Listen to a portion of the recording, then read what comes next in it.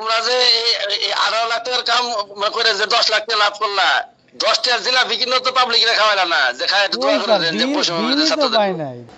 Hello sir, কি কাজের কথা বলছিলেন? বললাম যে হ্যাঁ, কথা বোঝা বললাম যাচ্ছে। যে সেফটি সিকিউরিটি তো দিলামই সারা জীবন। জি স্যার, কৃতজ্ঞ।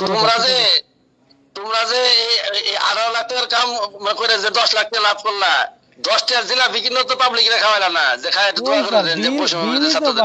বিলই তো পাই না, আমার দোকানটা বন্ধ করে দিছে, দেন না, সব মাল মাল বেচা নিয়ে সাইডে ঢাললাম। হ্যাঁ, তোমার জায়গায় আমি হলে শুধু করে দেন না, মানে আগে জিলাপি খাওয়াতাম, কারণ হলো দোয়াটা মানে সবার আগে।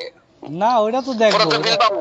ওইটা তো দেখবো স্যার, এটা দেখবো ইনশাল্লাহ। তাই না? জি স্যার, ইনশাল্লাহ। ঠিক আছে, তাহলে তাহলে জিলাপির অপেক্ষা রইলাম নাকি?